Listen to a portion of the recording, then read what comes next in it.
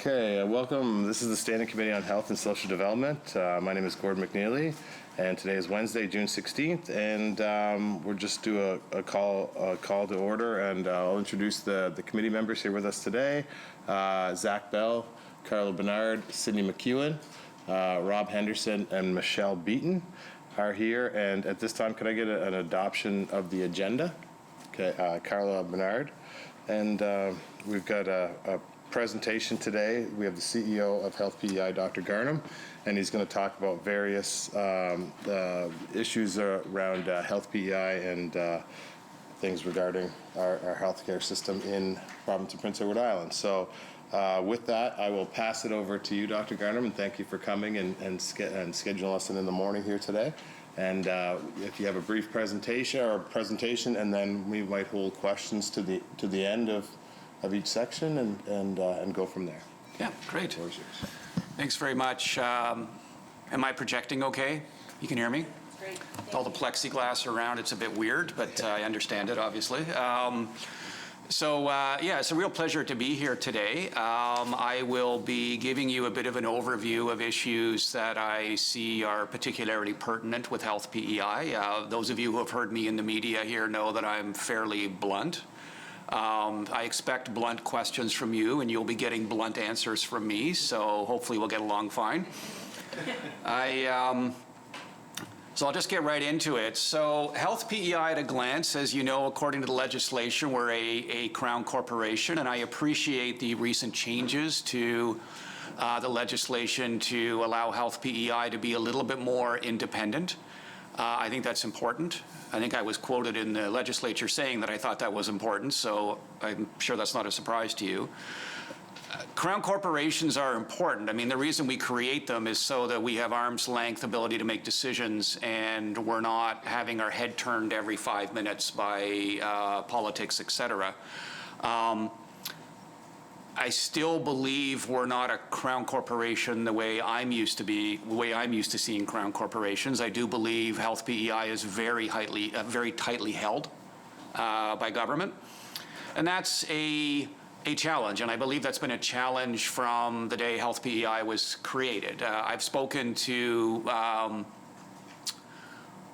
all of the previous CEOs, either since I've been here or when I was doing work with the Medical Society, and that was a consistent challenge people brought up. It's just how do you keep your head down and do the work you need to do when your head gets turned on a regular basis? So it's a challenge. And I don't think it's unique to PEI. I think in any smaller system, the smaller you are, the more that tends to happen, and the more your head tends to gets turned. We offer a full continuum of services on the island here, and that's, I'm going to be quoting a bit from Martin Rubin. He presented at our board last week, and he also has written some op-eds, as you know, about the state of Health PEI. And I'll just for the record state that I agree with pretty much everything that he says. So we offer a lot of services here, more than you would expect to receive in a community of roughly 150,000 people. We consistently try to punch above our weight, and it's one of our challenges here, is we're trying to give everything that another province would give, but our small size makes it a challenge. And we reorganized in January 2021 with a new leadership structure. This is the third job that I've had at Health PEI in approximately 7 months. And I've been acting CEO for 6 weeks. So it's been a whirlwind over there at the fish processing plant, where we're busy changing up things. And there's been a lot of changes made, which I think are actually very positive, and I'll go into that in a second. So here's our org structure. The CEO of Health PEI reports to, obviously, the Health PEI board. This looked a little bit different a few months ago. With the changes in legislation, it's a little bit clearer, our reporting relationship. But there's also no doubt that there's another line there where the Health PEI CEO is also interacting with the department daily. So there's kind of two lines there. Our new executive leadership team, I'm actually really pleased with. We've got a good group of people around the executive leadership team, and in my mind, They're on par with any groups I've worked with in my roles in Toronto.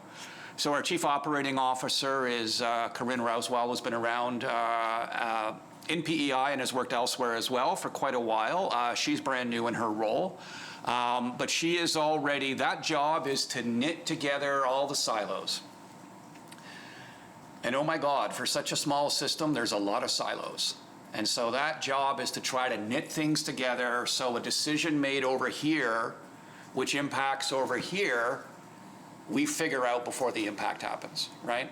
A great example would be all the kerfuffle around Unit 9 at QEH, where decisions that were made there because of the oncoming pandemic, decisions that were made there to switch those beds around had long-reaching ripple effects throughout the entire system. And it's taken us a long time to claw our way back to where we need to get to there.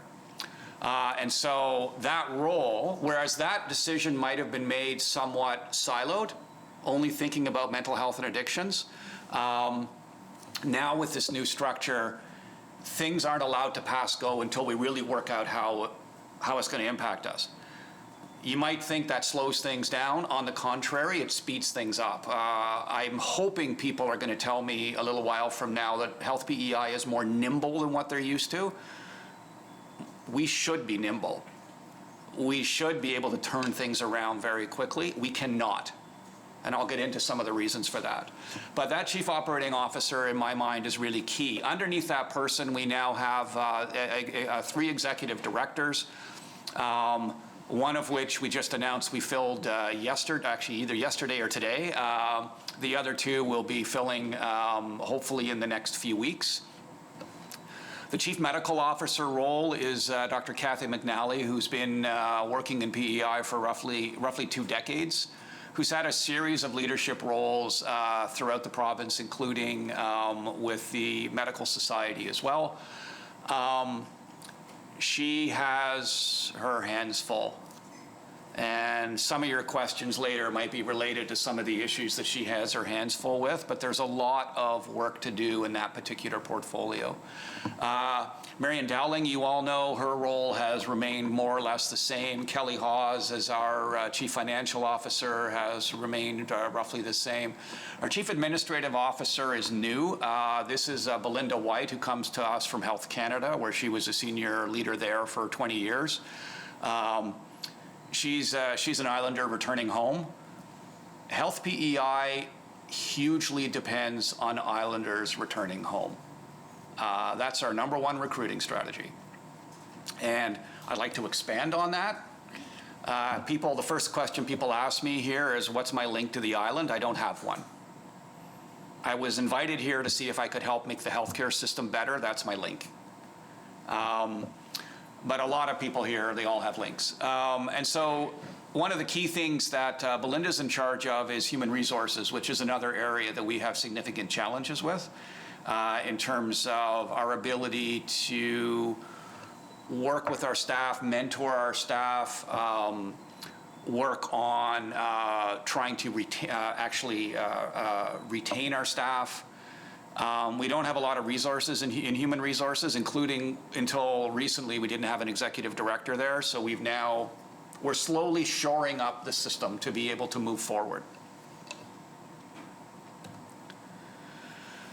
So what was the purpose of our restructure? And I'd like to spend a little bit of time on this because I think it's really important to explain what was done and why it was done. The idea is we wanted to decentralize decision-making. And, you might look at this org structure and say, well, what you've done is centralized everything under a chief operating officer, so how can that be? The underlying philosophy that I'm trying to impart upon Health PEI is local decisions and local input matter greatly. And so the purpose of the leadership team is to set what we call guiding principles or minimum specifications, where we have high-level conversations about what should every islander expect from their healthcare system. What are the high-level key things that we need to meet no matter where we are on the island?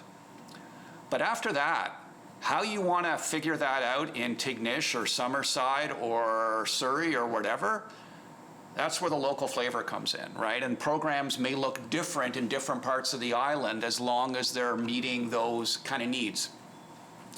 I'll give you an example of where that comes from. So I've worked for years as a healthcare consultant, and I've worked in a variety of countries and a variety of places in Canada. And I was doing work with Vancouver Coastal, which is sort of Vancouver and everywhere north up to the Bella Coolas. So it's a really diverse group of people. And one of our conversations was around access to palliative care, which is one of the things that I feel very strongly about. And obviously, access to palliative care is going to look different at Vancouver General than it's going to look on islands with an Indigenous community where you're visiting communities by boat. You can't build a big palliative care unit in the middle of that. But we all agree we have to have access to palliative care. So what does it look like in Bella Coola versus Vancouver? Likely very different. But if this senior team sets what are the standards, then people meet their standard in their local area. So that's kind of the underpinning philosophy of my leadership style. I'm not a do it because I told you to do it kind of guy. I'm very much a let's engage with people and figure out what's going to work for them. So breaking down the barriers between programs is an obvious one. One of the early concerns was around why did we demote mental health and addictions within the org structure? I would argue that is not at all what we did. What we are trying to do is pull mental health and addictions into the rest of the healthcare system. It's very standalone here. It might as well almost be a separate system. And yet we don't treat mental illness, we treat people with mental illness. And those people likely have physical ailments and other ailments and palliative care needs and all sorts of other stuff. And the idea of having two separate and distinct systems is very challenging. And so the idea is to get them to work together. So when we're talking about our primary care rollout, it's about co-locating mental health with other services. It's about using the same electronic health record. It's following the same rules. So we have a ways to go there, but that's kind of the gist there. Our priority areas, obviously strengthening seniors' health. We have an older population than the Canadian average here. I don't think that we've done a good enough job with that particular population. In terms of home care, we're last in the country. And that is terrible. You know, we were sort of saying the other day in a meeting, nobody gets rolled into a manor and goes, yes, I finally made it. This is what I've wanted my whole life. I don't want to go in one of those places, and I'm likely guessing none of you want to either. So how do we keep people at home, and how do we keep those beds for appropriate for the right people, but people have home care services and can age at home? This is a model that's well adapted in Europe. We're frankly behind, and so we need to catch up there. Primary care renewal is another one where I think we're a bit behind. The truth is that the model today is about interdisciplinary teams. So if you're going in to see your doctor in the old sense, you're going in now to see your team, and the doctor may or may not be somebody you see that day. It might be a nurse practitioner, it might be a dietitian, it might be somebody else. As a physician, I can honestly tell you a lot of doctors' visits could probably be better handled by other professions who aren't doctors. I myself have a clinic that I've run for 20 years with a nurse practitioner and a nurse clinician, and 90% of what I do, they do. I get pulled in for the particularly complex cases, et cetera, but by and large, they're running the clinic, not me. That's the model that's been adopted elsewhere, and that's the model with the primary care renewal that we want to bring into PEI. I understand the minister's coming to speak about that, and we've been asked to not spend too much time on that because the minister wants to speak to it, so I won't get into too much detail there, but if you have questions that I can answer later, I'll answer them. Mental health and addictions remains a priority here, like it should be a priority everywhere. Again, my comment is we need to pull it into the fold so that we're caring for patients with their health issues, not just people with mental health and addictions issues. Virtual care has real promise. I think the world has woken up to that. You know, to give you just a real life example, one of the things that we're exploring is right now we have one gastroenterologist on the island, and we can spend a lot of time talking about subspecialists and their role within the healthcare system here in PEI, and I can give you my perspective as a subspecialist. But we have one gastroenterologist on the island right now who is not able to see everybody with inflammatory bowel disease. These people are on biologic medications which require regular follow-up, et cetera, et cetera. Doesn't typically require physical exams. It requires having a conversation. We're looking at exploring a model whereby we could get these people cared for virtually by groups of gastroenterologists in other parts of the country. That would suddenly, people would go from, I don't know how I'm getting care, to knowing exactly how they're getting care and not having to leave their homes for it. To me, there's a huge future there. I think virtual care started out as a, oh my God, we got to do something and we'll use virtual care, but it has morphed very quickly with the pandemic into something much bigger than that, and I think there's a lot to explore there. Health Human Resources is a massive challenge for Health PEI. I'll be honest, when I came here, I didn't understand why people weren't screaming about this every day. I think we've gotten used to the fact that we're short-staffed, but coming in from outside and looking at it for the first time, I was shocked. And then I was shocked at what our strategies to try to recruit people, et cetera. They didn't seem sophisticated enough for me to bring people here. So that remains probably our number one risk, is we have great plans. Will those plans come to fruition? And a lot of it's going to depend on whether we can hire people for them, for those roles. So some challenges. I've mentioned the arm's length independence thing. This is not unique to this year or unique to my short time as CEO. I think this has been something I've heard from board chairs and from CEOs in the past. It's just something it's something we should have open conversations about. Staffing and retention I've mentioned already as one of our biggest concerns. The silos, the disjointed system, the fact that, you know, stuff that happens in one of our hospitals, be it PCH or QEH, has traditionally been quite disjointed from long-term care and has been quite disjointed from home care and has been quite disjointed, is pulling all of that together, as I said, so we think in terms of a system. As a doctor who's worked in hospitals for almost all of my career, I can tell you the mindset of hospitals is often, I need to discharge you, right? Doesn't necessarily mean I know where you're going, I just need to discharge you. And what we're trying to do here is say, yep, you need to discharge me, and where am I going? And how are we ensuring that I'm not coming back to hospital again? That's what I mean by knitting those silos together.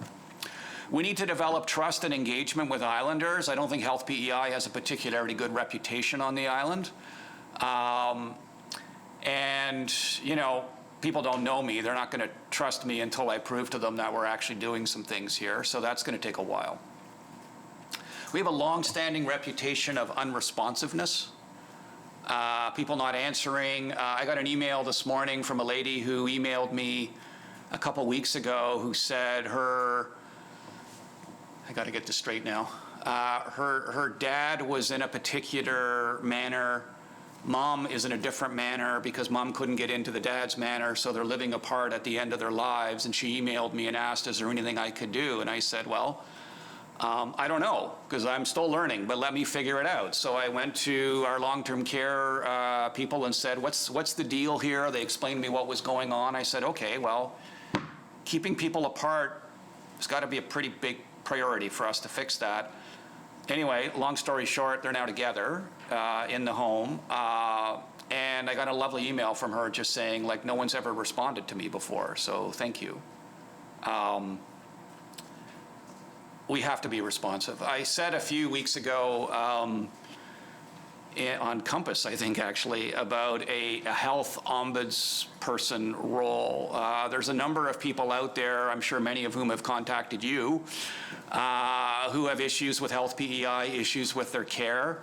And right now, the system's fairly disjointed in terms of who they contact, who speaks with them, who tracks that, how do we follow up, et cetera. I'm used to having the patient relations group being a well-oiled machine where we're working with you right off the bat. Because frankly, if I can address some of your concerns early, then you're not going to get pissed off. You're going to feel happy. You're going to feel like you're being listened to, et cetera. And so it's that early intervention and working with people, because a number of the people that have contacted me have been going around the system for years. Now, at the same time, there's some people who I don't think we can help. And that's just the sad reality. Not everybody who has complaints are complaints that we can actually address. But that being said, we can do a way better job than what we're currently doing. Balancing equity of care with efficiency, quality across PEI. That is a challenge in every smaller system where people ask questions like, why don't I have access to X in my backyard? And we need to have conversations about that to figure out, does having access to X make sense in your backyard? How expensive is it going to be? Are you going to get quality care if we do it there? I mean, let me give you a real life example from my Ontario life. Having a small rural hospital with one surgeon who's who's 75 years old, still doing surgeries because the community wanted a surgeon, was not good for that community. That community wanted that surgeon, but that surgeon was not providing great care. And there's lots of literature that says if those people could drive 30 minutes to get their surgery, because surgery is a big deal, we're slicing you open with knives, you can get better care if you go to a place that does more surgery rather than relying on that one surgeon. And God help you if that surgeon goes on vacation who's looking after you. So we need to have conversations like that, and it's particularly acute here in PEI because we're small.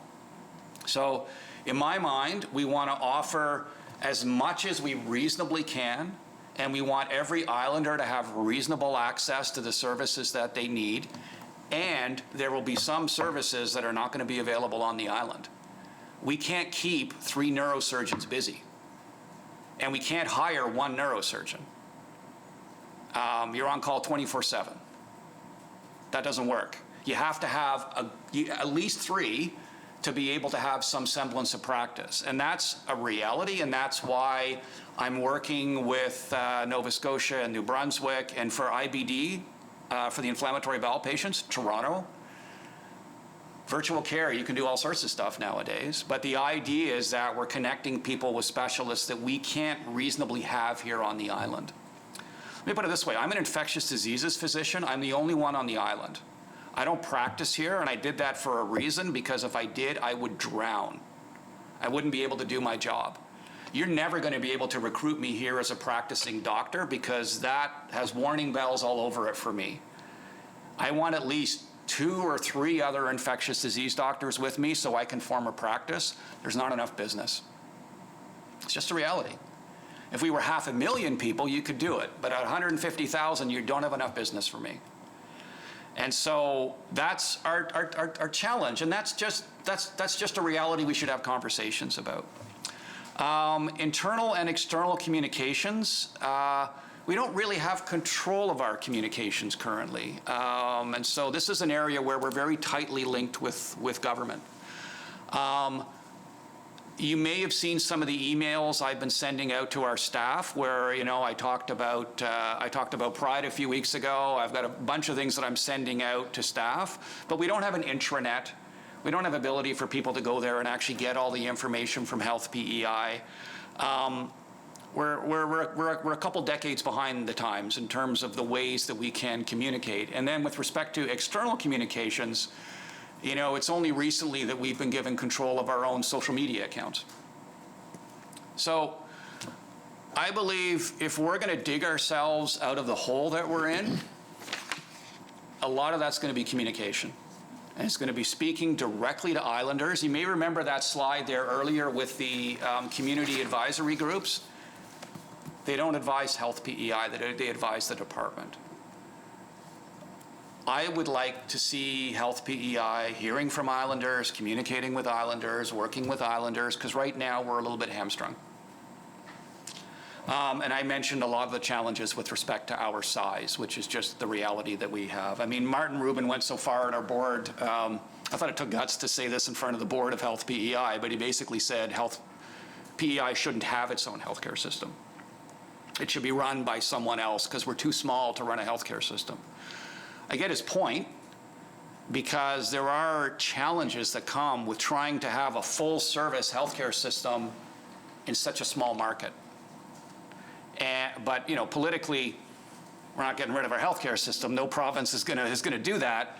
But I think the point is valid in that we should have the conversations about what can we do, what can't we do, and that may upset some people. But I think it's important for us to be able to do that. I can't remember which one of you said this in the media last week, something to this effect, that we're currently focusing on putting out fires and lurching between crises, and we don't have any strategic high-level planning. Yeah, totally. I completely agree with you. This job that I'm in is not pleasant. It's a game of whack-a-mole, and I said that on Compass as well. It is a never-ending series of crises. That's not what I want to do. What I want to do is to be able to rise above the crises because we're dealing with them proactively and actually be able to do the strategic work that we need to do with Health PEI. I have a slightly cynical sense of humor, and I said the other day, our vision statement for Health PEI should be, we're keeping the lights on one day at a time, because that's what it feels like. It's not what it should be. Add on a layer of pandemic, and our system that was just kind of grumbling along, just doing okay, is now in worse shape than it ever was, because we are pulling resources from our day-to-day operations into the COVID response. And PEI has done very well with respect to controlling COVID, but that came at a cost. I mean, it took me a while to understand that, because I came here from Toronto where COVID was everywhere. Right? When I left Toronto, our ICU was already way over capacity, and we were looking at moving patients into the PACU and doing all sorts of stuff. We had plans to hook 2 patients up to 1 ventilator. We never had to do any of that here. We had battle triage plans on who was going to get a ventilator and who wasn't. We never had to do that here. So when I first came, I'm like, what's the big deal, PEI? You never had to deal with COVID patients here. But the impact on the system has been profound, because it's about, we still have to be ready for it, and we still have to have cough and fever clinics, and we still have to have vaccination clinics, and we have to do all this testing. Where do the people come from for that? They come from Health PEI, but we don't have enough people. And so even some of our flow issues right now, we have beds that we could open at our hospitals, but we can't because we don't have staff. So that makes it hard for us to move people around. We have beds in long-term care we could open, but we don't have staff. You would have heard in the media, I'm sure, over the last couple of weeks about the emergency department at Prince County Hospital, and now the fact we don't have enough nurses for there. Some of them have been pulled in other areas. And so we were barely squeaking by, and then COVID happened, and it made it even more difficult for people. And so at the time when we're talking about how do we get going, how do we deal with our wait lists, how do we deal with all those things, the healthcare workers are fried. They're tired.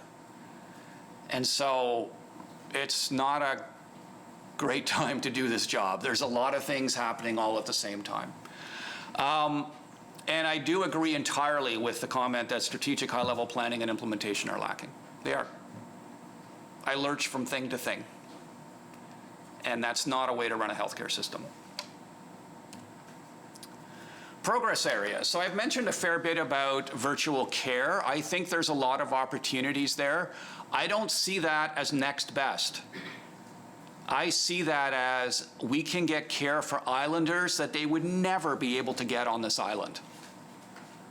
Like the inflammatory bowel program, if we're able to launch that, where 500 islanders with IBD would suddenly have access to some of the world's best gastroenterologists.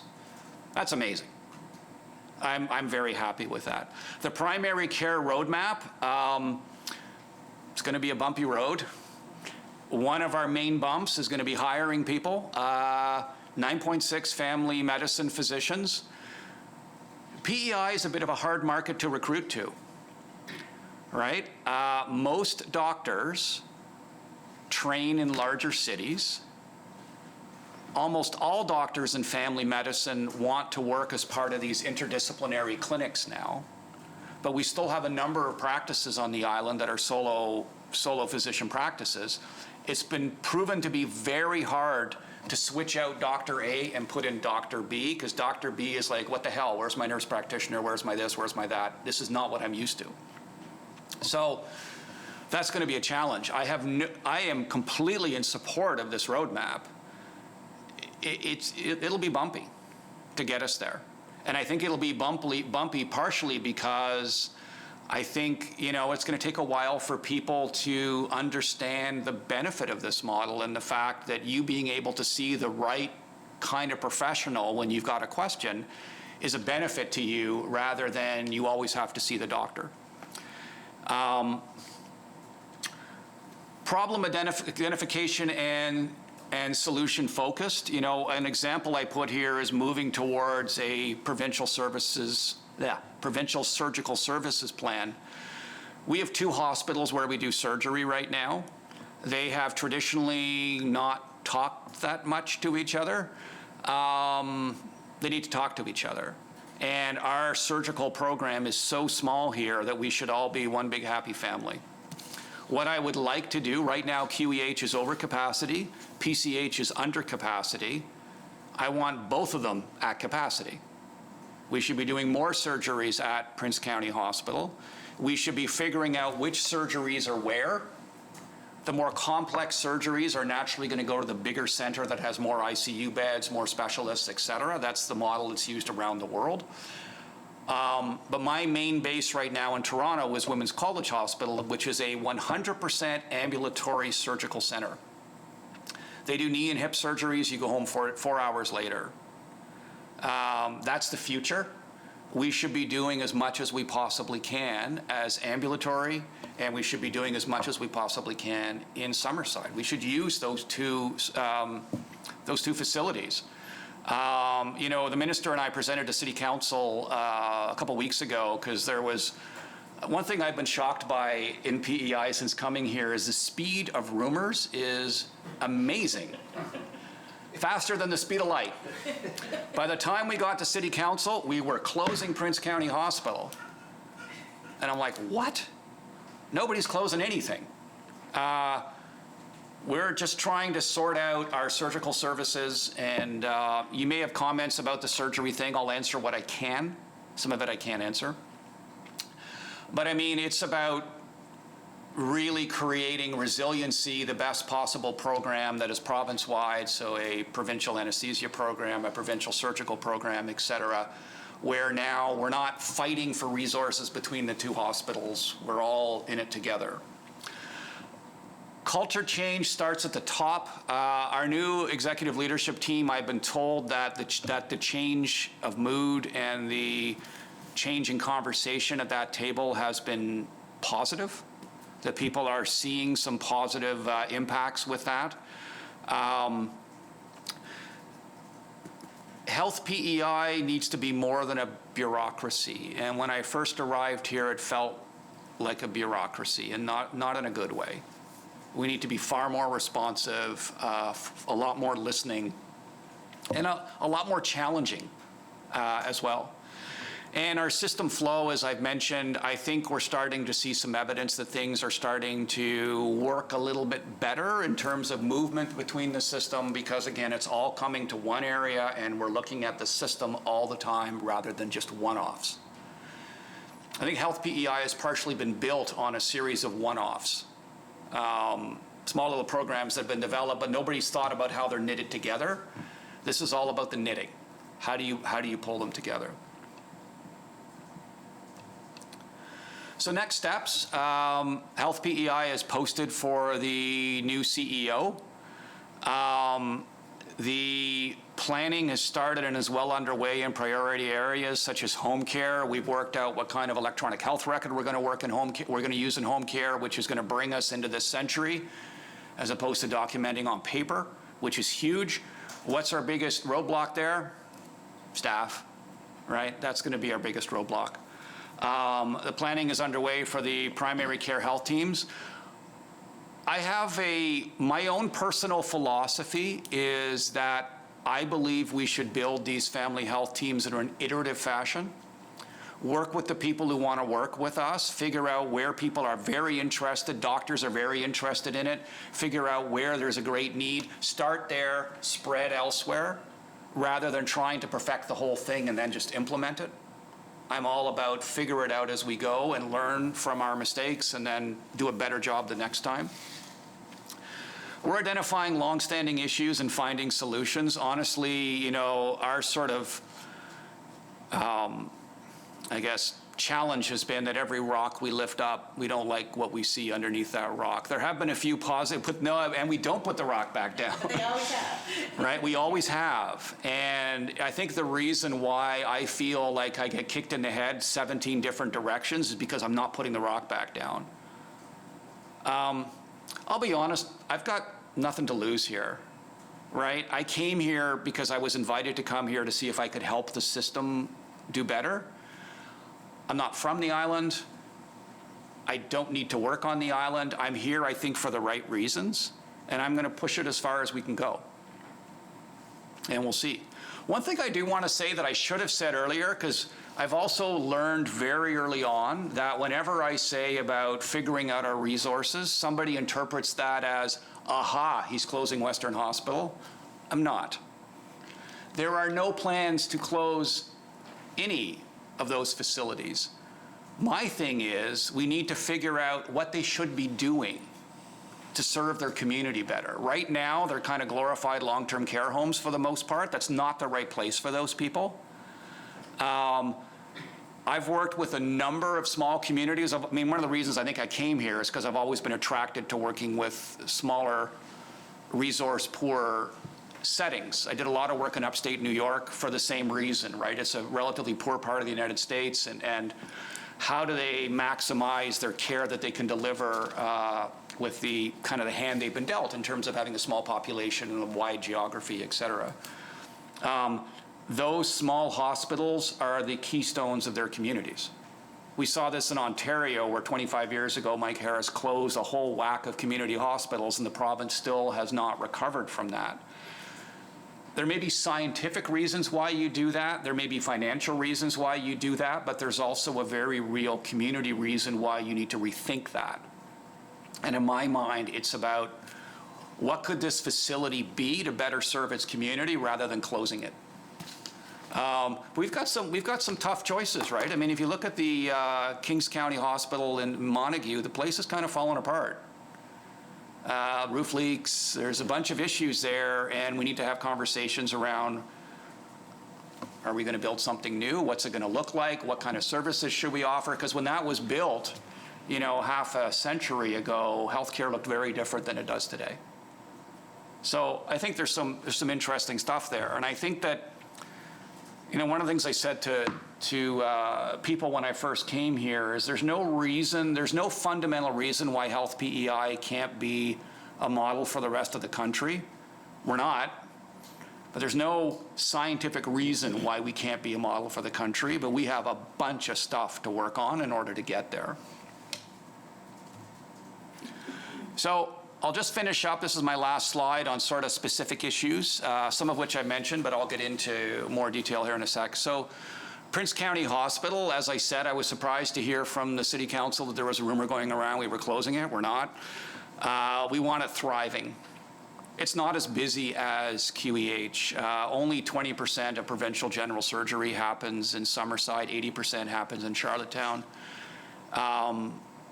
We should have a lot more happening in Summerside, and that's strictly an argument for resiliency. If a meteor hits QEH tomorrow, that's it. If we centralized everything in Charlottetown, we would have no resiliency. You have to have at least 2 of everything. So in my mind, there are no concerns about closing that hospital. On the contrary, we want it to thrive. The issues surrounding specifically general surgery, I'll just say it's a human resources dispute that's spilled out into the public, spilled out into the media, and the individuals involved can say whatever they want. It's their prerogative to do so. I can't. And so I can't get into the issues surrounding why those surgeons decided to leave. We are, however, recruiting new surgeons, with the first one starting in mid-July and hopefully having a full complement of surgeons by the time we end the summer. That's going to be tricky because we're recruiting 3 new surgeons that just finished their fellowships. And we could easily make the mistake where they come into an environment where they crash and burn, and then we're just even worse off. And so that's part of the reason why pulling together the surgical program across the island will help mentor those surgeons and make them understand that they're part of a bigger system and they've got help just down the road. Because new surgeons always need help. New doctors always need help. In terms of the emergency department there, another big news story has been the issue around emergency department nursing and the challenges with keeping the emergency department open. That's not a new challenge. I mean, we've had staffing challenges here for a year. I think it's compounded by the fact that we've lost nurses to COVID response, and we're trying to bring them back.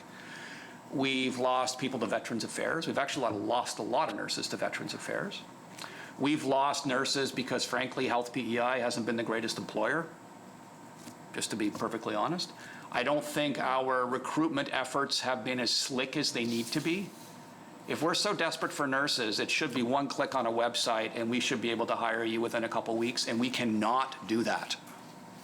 We're in a system which is far more bureaucratic than what I would expect for such a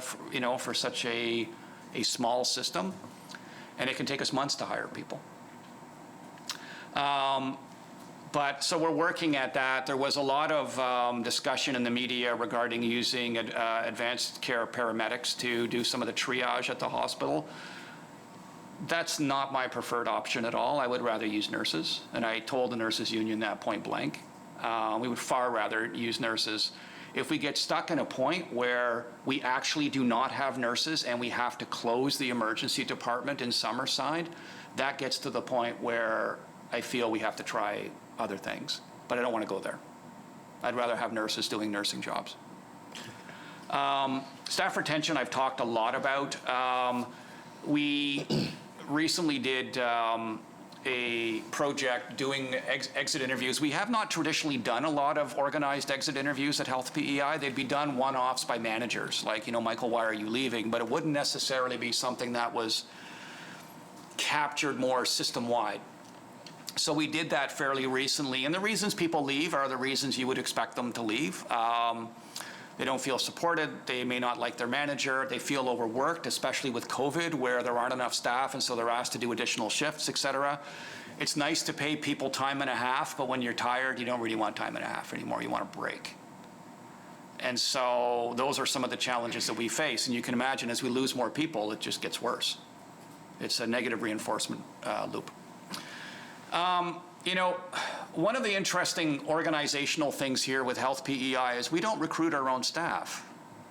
The Department of Health and Wellness recruits for us. Planning and strategic planning is with the Department of Health and Wellness. Our HR functions, a lot of them are with the Public Service Commission.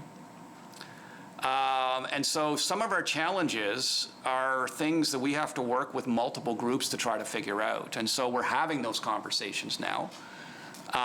But those are real challenges. Frankly, I'm used to, in Toronto, if I needed a nurse, we would post and hire a nurse. Sounds simple, but that's not how it works here. So I'm challenging these things and seeing if we can make the system more efficient. That's it for my presentation. I'd be happy to take your questions. Great, thank you very much for for your presentation, and I'm sure we'll open it up to the committee for questions at this time. And I have Michelle, and then Rob, and then go from there. Go ahead, Michelle. So first of all, thank you for being here, and I've enjoyed your presentation. And I'll be honest with you, I likened your arrival here in Prince Edward Island to a tiger team arriving and going into a company that's, looking for bankruptcy protection. You have that tiger team that goes in and fixes and identifies where all the issues are. So that's how I envisioned when you first came in, and I still envision that that's what's happening behind the scenes, which I look at that as being a very positive thing, because if you're not doing that hard work behind the scenes, and we have to recognize it's going to get a lot more messy and difficult while we fix and move forward, and I completely understand that, but then you usually get into a very good place at the end once you've gone through that practice. So I am happy that you're here, Dr. Gardam, and I appreciate that you chose PEI, because you could have chosen many other places to go to, so I think that we're very fortunate that way. But I do have a lot of questions, and I'm going to start off with communication, because I do see that communication is one of the most, I'm going to say it's probably one of the worst things that Health PEI does, and even when they communicate incorrectly, and then causes confusion, and everybody then is in turmoil. And that is not good for anybody who works within an organization. And I mean, we've seen that in the last couple of weeks with primary care.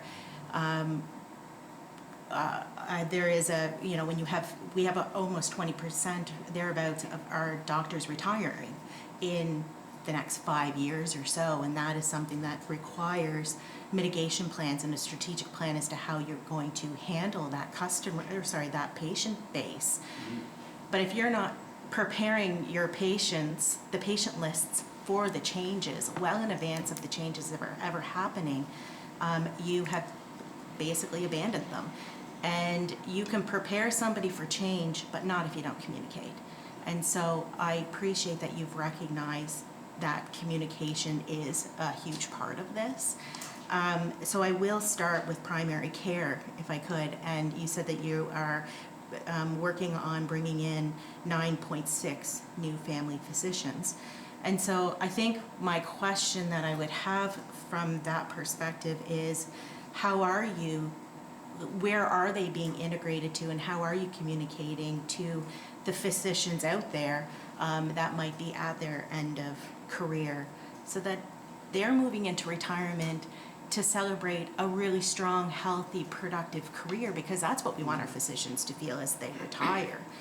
And so how are you handling that from your primary care strategic plan, and in general, looking towards what the transition process is going to be for Islanders? Because there's going to be transition, we know that. Yeah. I think it's a great question. I think it highlights some of the challenges that I mentioned, right? So, for example, we don't hire physicians, the department does.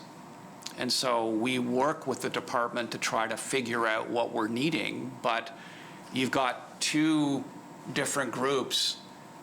Like I'm not used to that. I'm used to, if I needed physicians, I would hire physicians. But here I don't do that. That is with the department. And so I'm trying to build that relationship so that we're all on, exactly the same wavelength in terms of what we need, et cetera. I think that the other issue you mentioned, which is physicians retiring, is a really important one, and that's one I've dealt with many times before, and it's a real challenge because, of course, I don't have to tell you when I'm retiring. And so in my previous job in Toronto, where I was chief of staff at a large hospital there, it really was about having conversations with doctors and just gently discussing, so have you thought about what you're going to do? And it can sometimes be very difficult to nail down when someone's going to leave. And so there are some times when you're going to be surprised. And someone just says, you know what, I'm done, I'll be leaving in 3 months or 6 months. The great thing is when they give you a long lead time. But even then, one of our challenges has been that You could have a doctor in a large solo practice who gives plenty of warning that they're leaving, but it is proven to be quite difficult to simply remove Dr. A and put in Dr. B, because Dr. B that's not a practice that they're familiar with.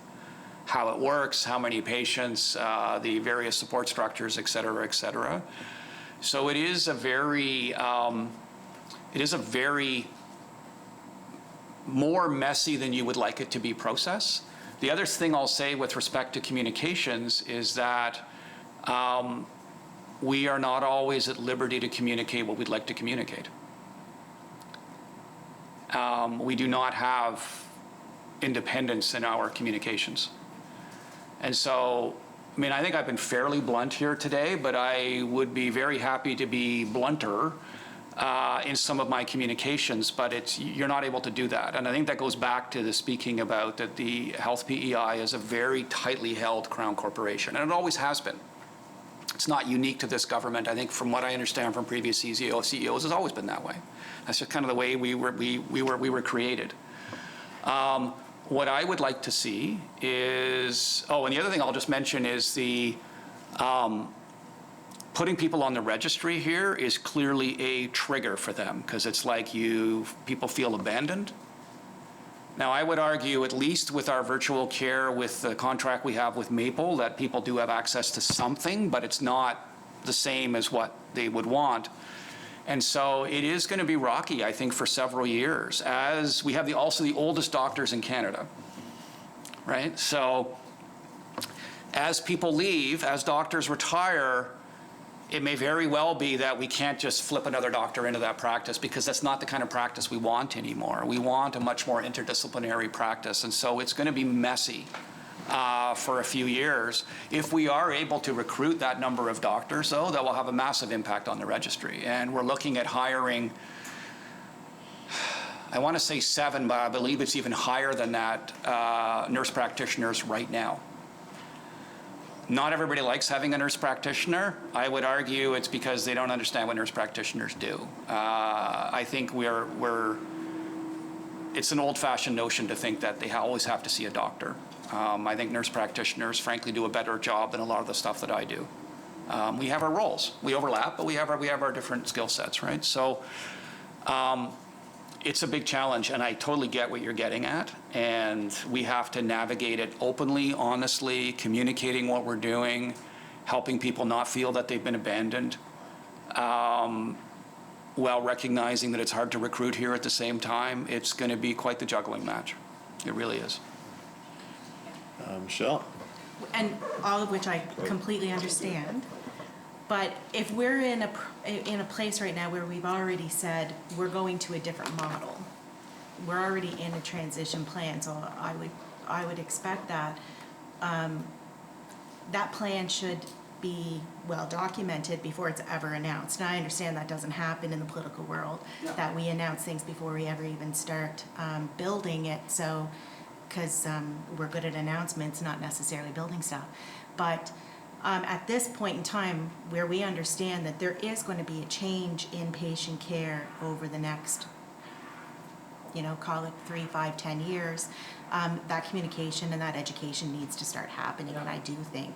And I think that Health PEI not having control over the communications is not effective at all, and that slows down the process. So, but I just wanted to skip, because I know. Yeah. I get it. So I do want to skip to Health PEI. Health PEI is only 11 years old.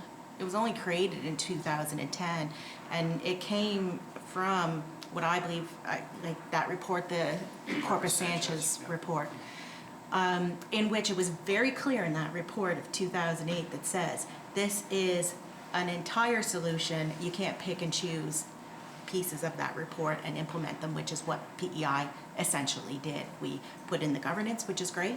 However, it's not effective governance, because still the thumb is on Health PEI, so that they can't operate independently. But by and large, most of that Corpus Sanchez report is still unimplemented. you know, and all of the same issues like resourcing and everything was identified in that report.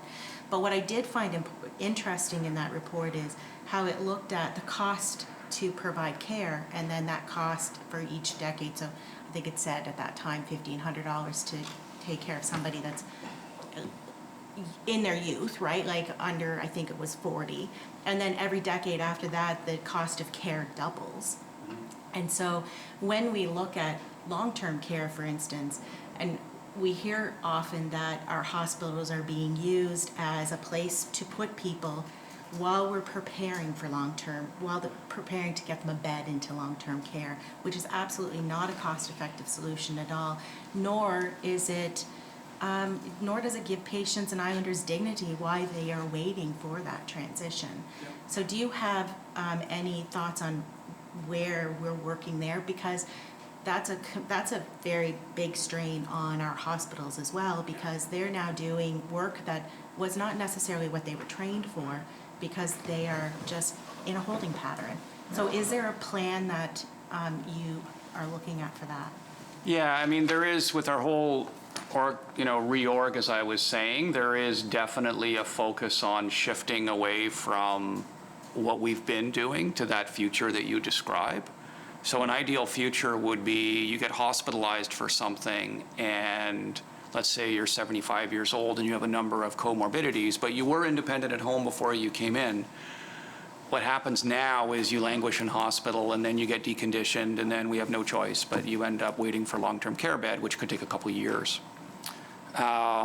Versus models where as soon as we identify that you're coming in, we're already working with physiotherapists and others to prepare you to go back home with the appropriate supports. If need be, we send you to a restorative care unit, which we had in Charlottetown, which was closed because of the pandemic, right? Right, the idea of helping people get better and independent enough that they can go home,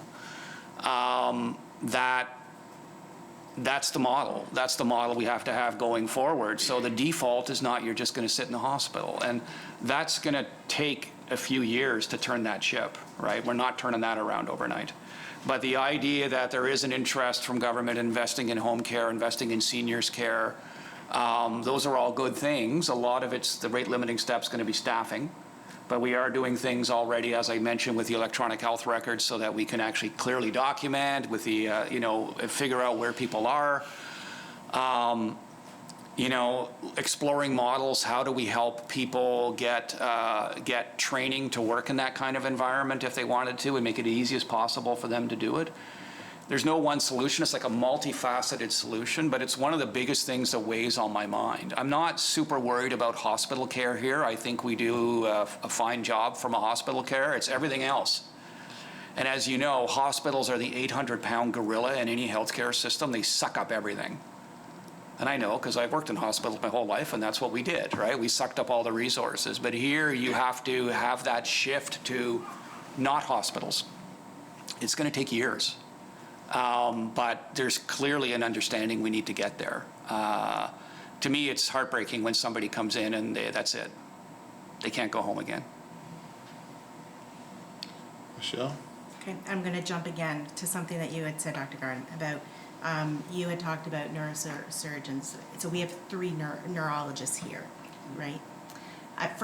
In 2017, we had 1, and at that point in time, I have a patient who's just now been seen by the neurologist, so that was a 4-year wait period before. Now, obviously, they were put as an urgent care, but they still have those symptoms that are continuing. And so all of those neurologists right now are seeing up to 36-month wait times. I would have to think that that's the same as in other specialties. And so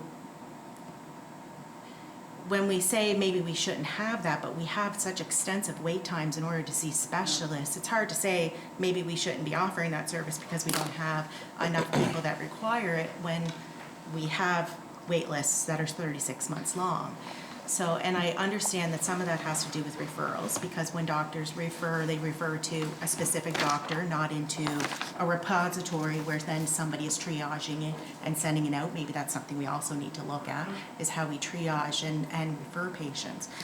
So given wait times that we have on the island, and going through that process of what should we be offering, it's pretty hard to say, and I'm just going to pick on this one because that's one that you had mentioned, and it's one I'm close to for the neurologist, because I do understand that that is, not only are they taking referrals, but they have a patient base now because they take MS patients and brain injury patients and everything, and they are regular patients now of our neurologists. So how are we dealing with those wait times for our specialties? Gynecologists, I could list them out, our ophthalmologists. It seems like in every place we look, we've got these long wait times. And how are we addressing that so that we can actually get people looked after before their condition worsens? Perfect. No, I think it's a great question, and it's one where, again, things here are different from what I'm used to, where we have a thing here called the physician complement, which means our physician numbers are tightly controlled on the island. And that long predated me. I don't quite understand where that came from, but the idea is we're tightly controlling the number of doctors that are able to practice here and build a healthcare system. And so, I think we need to look at every specialty on its own, right? So neurology, if neurology has massive wait times, we could go through the fairly elaborate process of trying to recruit additional neurologists. If there's enough work, I come from a much more free market system where doctor gets a billing number and they practice, and if there isn't enough work for them, they move. That's kind of the world that I'm used to. This is very different, where we're trying to have a more state-planned number of doctors, and I don't think we're getting it right in a lot of circumstances. So if there's a big wait list for neurologists, I would argue we should hire more neurologists. It's actually that simple. And the more neurologists you get here, the easier it is to recruit more, because now they're coming into a team, right? There's other specialties, for example, should we have thoracic surgery on the island? And I would argue no, that's one I would not have on the island, because I don't believe there's going to be enough cases to keep a minimum of 3 specialists busy enough that they can keep their skills up, that we wouldn't have a substandard program here. So I think it's every single subspecialist, we look at them and see what is appropriate. But I also think we need to do something with this complement system. I really think if we need more doctors in an area, we should be quite quickly to be able to hire them, but that's not the way it is. And again, we don't recruit the doctors. It's the department that recruits the doctors. And so it's a disjointed system that I don't really understand. That's good. Can I just have a comment to that before you move on? Yeah, Okay. quickly. So, and I would agree, but also I think that there's another way to look at it is, may not be, do we just need to add another doctor? Maybe it is we need to hire somebody that can triage. Maybe it's that they've asked for a nurse practitioner and they were declined. So I do agree that we need to look in all of those areas, and maybe the solution for one is a solution for many, and you can, for lack of a better term, kill 2 birds with one stone, or maybe 10 birds with one, right? And I think I would agree, instead of looking at complement, we should be looking at what is the right, most effective way to actually provide better, more effective health care. And I think that there's answers out there, and I just can't give them to you because that's not my expertise. I think those are very valid points, because it really is shifting our sort of, I think, traditional way of dealing with this, which is very physician-focused, very focused on physicians as kind of widgets that we kind of plug in. And that hasn't served us all that well for quite a while, and I'm very open to us having conversations that get into the meat of all of this, right? And shifting the conversation from we don't have enough doctors to are we providing good care? Because to me, the doctor component in my mind is part of that good care, but really it's are we providing people the best care, timely care, et cetera, et cetera. Look at wait times for orthopedic surgery, for example, which is another one that comes up all the time. At the same time that we're talking about that, the world is trying to move away from orthopedic surgery, right? There's a reason why there's a lot of unemployed orthopedic surgeons out there, because we're doing other things for people's knees and hips and joints and things that are meaning that they don't have to get surgery. And so just thinking in terms of how many surgeons do we need might be a short-term fix, but perhaps a bigger conversation is around what else could we be doing for people so that they don't need surgery in the first place. So these are conversations that I think traditionally haven't really happened. And I think because, to be frank, it gets very, for lack of a better word, it gets very political very quickly. And then things start to get away on you, right? And so it's trying to find the balance between, we're a small system, everybody here has a voice, and their voices are often very loud. Trying to balance that reality, which I'm not suggesting we do away with, that's the nature of, the culture, but at the same time balancing that with having these hard conversations about what's actually the best way forward. And we traditionally have shied away from those conversations. Rob Henderson? Thanks, Dr. Gardam. I appreciate your presentation, and I guess I have obviously been a critic of healthcare and been a former minister of healthcare, so I appreciate your candor in the presentation. I would also argue that that same presentation would be the same presentation I probably got when I was minister from previous CEOs. Yeah. It's a big challenge what we're trying to accomplish here. And I'm going to kind of focus a little bit more on a couple of issues, I guess, and the issues you've identified as key components of trying to find solutions here. And they're the same issues that I've been faced with over my time. But speeding up the hiring process is a comment that you've made. And the challenge that I sort of had, and you've identified issues that it's the Public Service Commission that actually does the hiring and through the Department of Health. Yeah. But I always found the same challenge in trying to, you also have to deal with the Medical Society, the College of Physicians, because it's not necessarily a case where you can't hire a doctor, but do they have the credentials that meet the standards that we require? And you're right of issues around billing numbers, and they're assigned to regions, and I get all that challenge. But what do you see as the more specifics of trying to come up with a solution regarding them? I mean, you made some comments. I brought it up in the legislature. The minister responsible for the Public Service Commission said, no, we do have to go through internal, external competitions, and So how do we get around that, or how do we provide that solution? Yeah, I think it's a great, highly complex question, right? And I think it speaks, and I think it speaks to why as you said, we've been hearing about it for years, right? So if you take down if you sort of dissect physician recruitment, for example. The Medical Society is going to have an opinion on that. Because as a physician, I can tell you that as much as we talk about being overworked, if we're also fee-for-service, we make more money when we're overworked. And so I'm used to doctors a little bit talking out of both sides of their mouth, where they want more resources, but they don't want more resources, right? I also think there's a challenge there with respect to other professions. I personally would not be fighting allowing pharmacists to do more. I would want to see NPs doing full scope of practice. No doubt about it, in my mind, right? Though all of those things are going to rub up against the doctors, and I think part of our job is to have those looking forward conversations with the Medical Society. I think I do have a little bit of an advantage in that I'm one of them. Which helps. I mean, it really does, as a healthcare leader, being a physician helps, because I know the kind of tricks of the trade. And I think also, I have personally a good relationship with the Medical Society, because that was my first link with PEI. I was coming here to do physician leadership training for 2 years with the doctors. And so, but I think it's that conversation.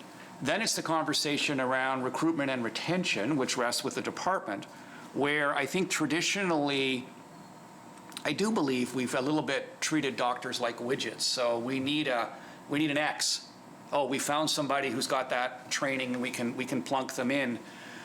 I do believe we need to get more sophisticated in terms of, are they a right fit? Do they work? Or do they really understand the practice setting they're getting into, et cetera? I think that's really important. I think the idea of the complement I struggle with, because I think it really, my understanding is the complement was partially from the doctors themselves to ensure that we didn't have too many doctors, but also, obviously, doctors cost money. Not only do we cost money in terms of paying us, but we cost money in terms of the system that we use, right? So many provinces have tried to limit doctors. When I graduated from medical school, Ontario was limiting billing numbers and things. So this is not unique to PEI. But I think that it's all of those components together and actually having a true physician human resources discussion around all of these different facets and how do we make it much easier to get the right doctors here. Because there is no one thing that I could tweak that would suddenly make it better. And I think the other thing is, of course, that I think the model that we have now with doctors recruiting doctors, I think is a good idea in that doctors we all like to hear from someone who's like us, right? So doctors like to hear from another doctor, what it's like to practice here. And so I think another component of recruitment is improving morale amongst our doctors. Because I love the doctors here. They're much more pleasant than what I'm used to be frank. They're typically friendly, very patient-centered people. There's always a few exceptions, but by and large, they're a really good bunch. How do we improve their morale? And one of the things I've heard from the doctors is Health PEI doesn't listen to them. So how do if we can improve that morale, they're going to be more positive when people come around looking for jobs. A lot of this is done through networks and people you knew from your residency and your fellowships. And so in my mind, it's a multi-pronged, multi-group system that needs to get together and talk about it. I feel like we're on the right track with what's been going on in recruitment and retention lately. We just have a long way to go still. And I think we're still very reliant on either you're from the island or you married an islander. That's not a recruitment strategy. It's helpful, but it's not a recruitment strategy. We need to bring in additional people like, me, right? I am not somebody that traditionally would be recruited here. So I think it's a great, complex, thorny question that we need to go after. Good question, yeah. Okay, No, Rob? I certainly appreciate that, and I'll say, I don't know if you gave really much solutions to that. You're right, we do have to all talk, and, from the medical side, the College of Physicians, recruitment, retention, the list goes on that regard, and I think those conversations have had. It's just getting to some consensus around what are the solutions and starting to implement those. Just to get a little more specific, I guess, just because the big reason that, we kind of as a committee wanted to focus on getting you here was around the situation at Prince County Hospital. And you'd mentioned you have 2 physicians you believe are coming by end of summer. Just to confirm that, so are those contracts that are signed and are ready to come? Or maybe you just give an update on the Prince County Hospital situation. One of the contracts is signed, and the surgeon will be starting in mid-July. The other 2, my understanding is there's a letter of offer out, and we're kind of in that end stage, but I don't know specifically if something has been signed. And again, that's done by the department. So I'm not in those meetings day to day. But we are very close, and my understanding is all 3 are recent graduates, which is great because they're coming in with a view of healthcare that's a very modern view of healthcare. But by the same token, it's a challenge because we're bringing 3 fresh doctors into a setting where they have to rebuild something. And that can be a challenge. And so that's where I think linking them with the surgeons at QEH is going to be absolutely critical to get them feeling like they're mentored and there's a safety net around them and they have somebody to call and somebody to work with. So we are getting close with that. So my understanding is that by the end of the summer, we will have our 3 doctors there. There is another surgeon who's on administrative leave, who's still on administrative leave, and I can't really get into the details there except they're still on administrative leave. Rob? So what is the situation at Prince County Hospital? You mentioned the physicians, but as far as are the protocols still in place to divert emergency surgeries to QEH, and when do you foresee that may change? And I think your comment that earlier on that as a surgery team, we do have to work. We have 2 main referral hospitals here in Prince Edward Island, QEH and PCH, and I do think that when it comes to the delivery of those types of services that are very specific to what a main referral hospital, that the 2 referral hospitals have to work very closely together and try to find out how you can somewhat specialize in that. I've seen the same thing back in my time as when it came to our community hospitals. And I think your point is valid. You're not closing community hospitals. I don't think anybody was really thinking that anyway, per se, but I do think that the key word in all this is the services that you provide there. And, you know, we do run into those challenges. So I'm trying to get your vision on how you see these services work, because we always say that as an island, we need to work together. We need to provide, where we're not duplicating services. I totally would agree with you that that comes also with big challenges. In communities do tend to think that they want all the same services. I mean, I dealt with it with palliative care in the West. You know, we had specialized services in one community hospital, and then the others said, well, no, we need that too now. And now, first thing, it gets diluted, and the list goes on. But maybe you can just give us a little more of an update on Prince County Hospital as far as the surgery situation, so we can clear the air on that one and where you see it going. Yeah, so I think that, you know, what we're looking, so we have the, as I said, the three general surgeons, the three general surgeons, the plan by the end of the summer is that they'll be starting there. So that's, I'm hoping that we're turning the corner on that one. They'll be coming into a different model, where they're coming into a provincial surgical services model, which is something that's been talked about here for several years. I think the difference that I'm trying to bring to this is that we're going to do it. We're not going to talk about it, we're going to do it, right? Enough talking.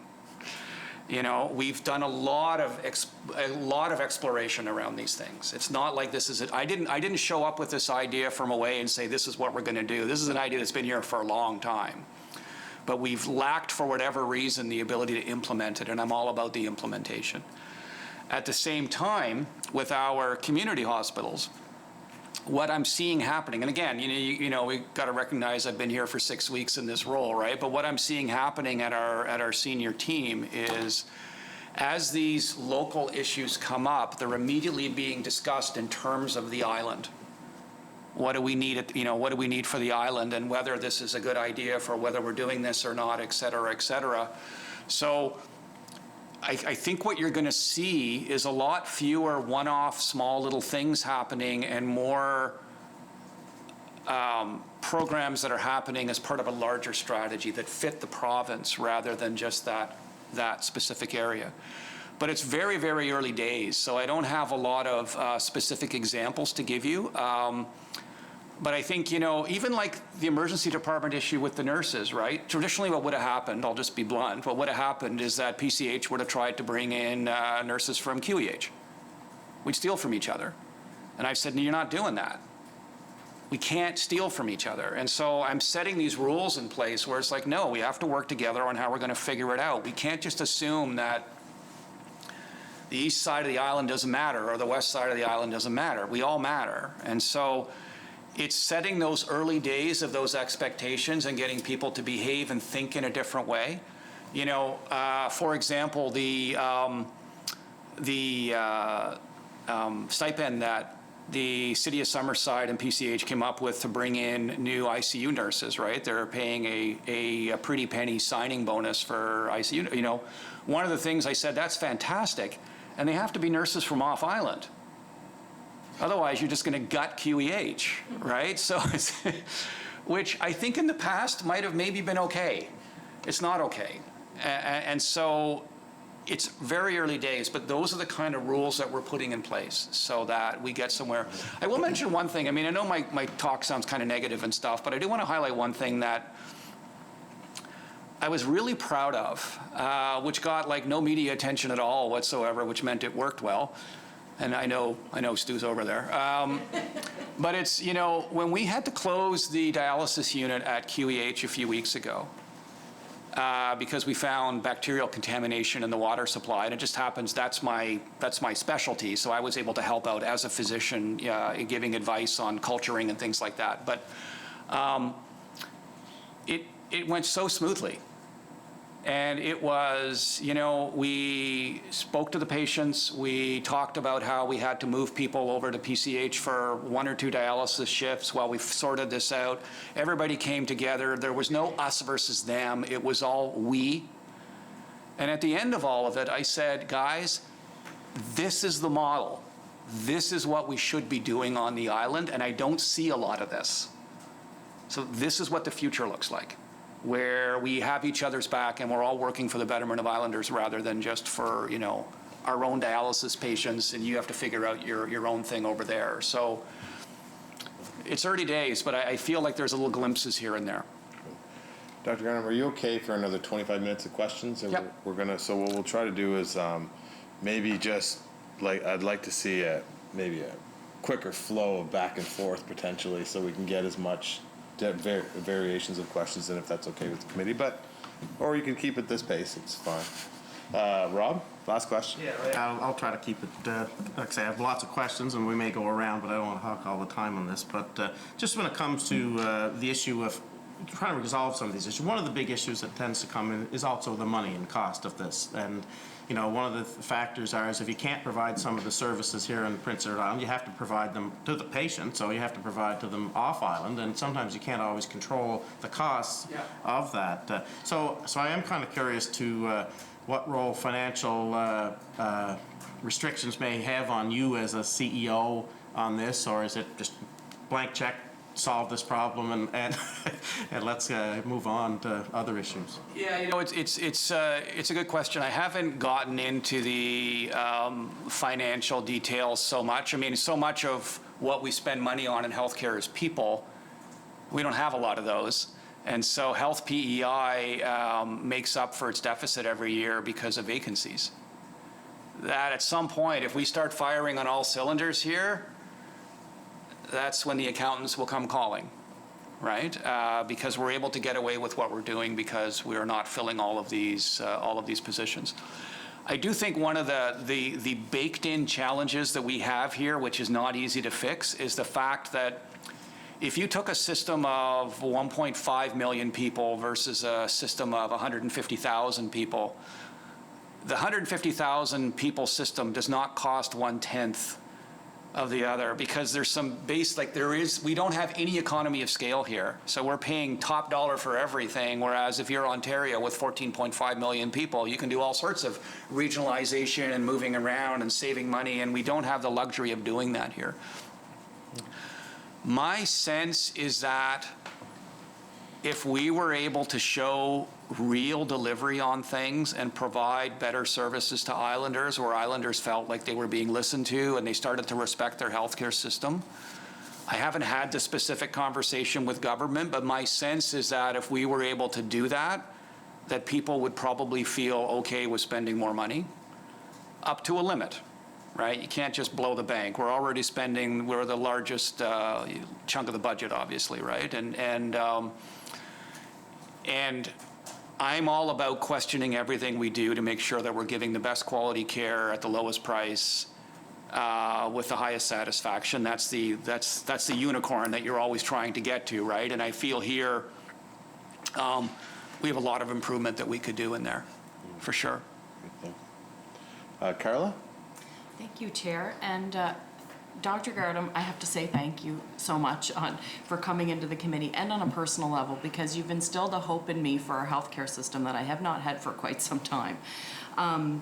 You know, whenever you talk about, you've got community-oriented thinking, and that's where we need to be as a small province when we consider the huge challenges we have. And building resiliency in our communities, not taking things away from our communities, but looking at our communities as separate things and with different needs and different challenges, and how do we address those. And I particularly agree wholeheartedly that our healthcare system is built upon reactions to things. And so there is no preventative care in that space. I'm going to go all over the place with my questions. I have a million questions. I'm going to keep them condensed. So as we consider that, you know, not everyone has a doctor, and the last couple of weeks, I have to say that is the number one thing I've been hearing about, and so we've been having conversations about how that is shifting, but it's still very much ingrained in us, because that's what we've always known, and that's how we believe at our core how we're going to get the best care, right? Yeah. I agree that it's time to look at this in a different way, 100%. However, that's not how islanders in general are thinking, because there's been no communication about that. I mean, we still have questions in here about what that looks like. And so I appreciate what you had said about the communication as well. So what is the plan for communicating this new way of healthcare delivery to islanders, so that there is a bit of because right now people are in chronic stress about this. So I guess I'm good. I might just leave it there because my questions are limited. I might kind of expand it a bit and ask a different question.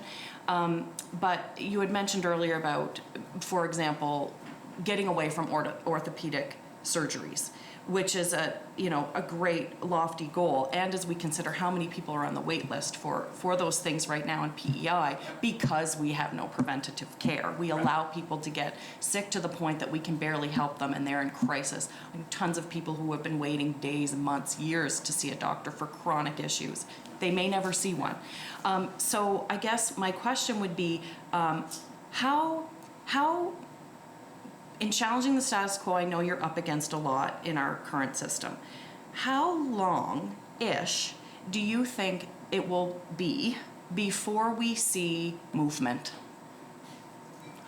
I mean, it's the number's going to vary depending on what the issue is, right? So I think we're already seeing movement on some issues, but the primary care one, for example, we're talking years of movement towards that. And I will say that I totally get the need to communicate what that model looks like and what the pros of that model are and how long it's going to take and where we might be setting up family health teams, et cetera. That's also I'm not really in the driver's seat on that one. It's the department. And I think when the minister comes, that's where those questions are probably going to be better answered than from me. Carla? And a message that I'm hearing and committee's hearing loud and clear is Health PEI needs more autonomy so they can actually move on these things. I'm going to switch gears a little bit. Are you familiar with the confidentiality agreements that our healthcare workers sign? Not in a detailed way, no. So it has to do with protecting confidentiality and client information. And of course is incredibly important. And it seems from what we've been hearing that our agreements go a lot farther than that and than other provinces do. And have you ever heard any concerns about that and how that may stifle our healthcare workers' abilities to bring forward concerns? I haven't heard that here, but I've heard that elsewhere. I mean, there is a real concern with privacy legislation and how far it goes that you could actually hamper care. Because you're not allowed to communicate or you think you're not allowed to communicate. And so that's not a rock I've lifted up yet, but I likely will be now. But really, I would need to really delve into what those issues are. Privacy legislation, by and large, is quite similar across the country, so I'm a little bit surprised PEI would be so different, but I'd have to look into it to see. Thank you, Chair. This will be my last question, even though I have a million. So what we've been hearing from healthcare providers is that they do feel quite stifled and don't feel safe in bringing forward their concerns right now. So we had raised this in the House not that long ago. And so the silencing effect isn't in anyone's best interest. And so I'm wondering, when people aren't able to express themselves, that leads to so many things, and that affects retention. So as you had said, you can get paid time and a half, but if you're stressed and burnt out and stretched to the max, you're not. That doesn't matter, you know. Yeah. So is this something that now you said you've lifted up that rock, is this something that you might be looking at updating and to make it clear that raising concerns won't result in disciplinary action? Yeah, absolutely. I actually feel very strongly about that. We need to hear from people and what their issues have been. And in fact, since I've been here on the island, I've heard earfuls from various healthcare workers. And I'm in a bit of a disadvantage with this because, of course, I wasn't here when these things were happening. And so it's hard for me to kind of navigate. But as I've been here longer, I get a lot of healthcare workers connecting with me, and I've made it very clear publicly that if there are issues, I want people to speak up and know they're not going to be punished. We have to create psychological safety within the healthcare system, and we clearly don't have it here. We didn't have it in my last job either, by the way. It's not unique to Health PEI. We did have it at UHN, though. My original hospital where I came from in Toronto, we did a lot of work on that. And it sort of gets to the point I made in my earlier slide, which is culture change goes from top down. It's the CEO's job to change culture. That's one of my primary jobs here, is to change culture.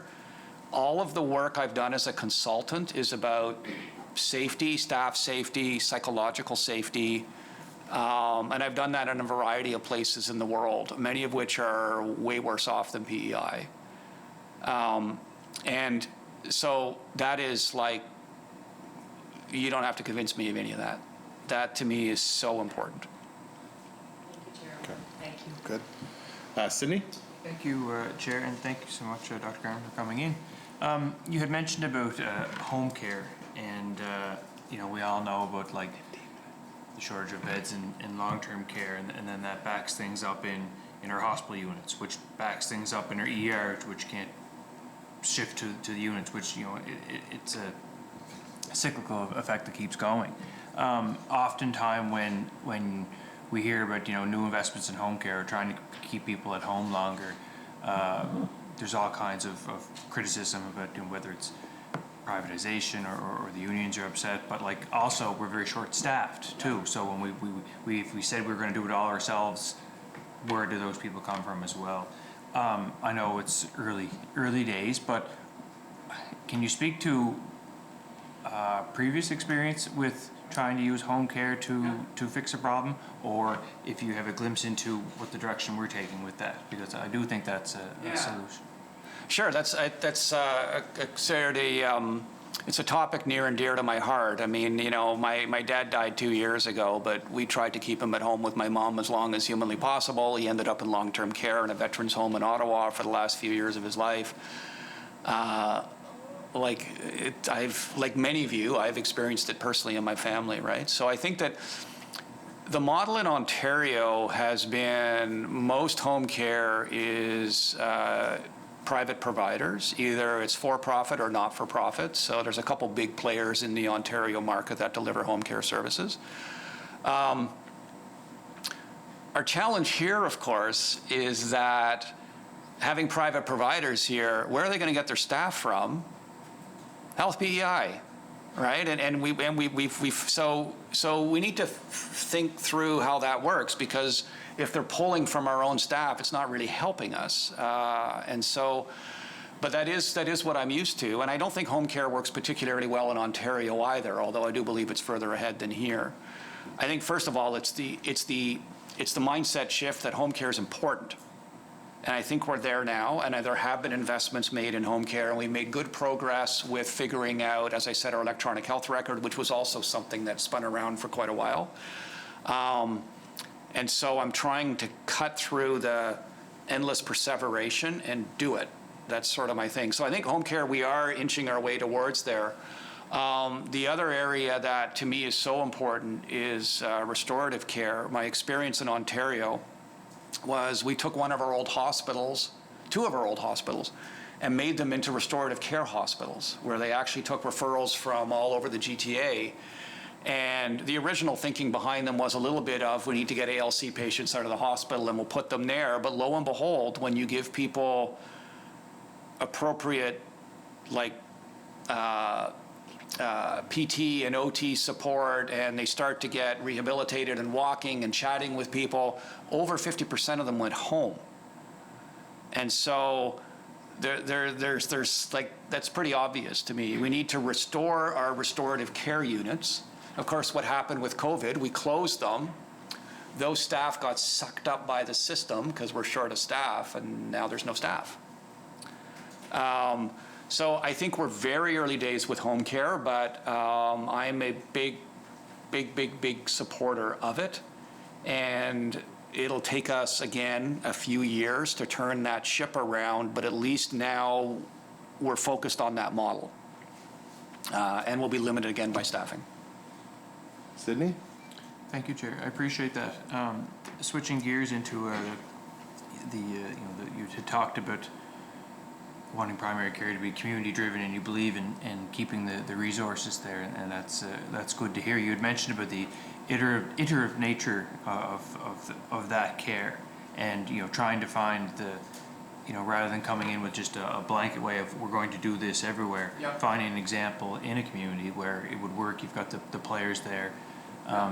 That makes a lot of sense to me, rather than trying to force something onto a physician that's not ready to do that yet, or just prefer not to, versus new physician that's coming in, or new healthcare professionals that want to work in a model where it's a team oriented.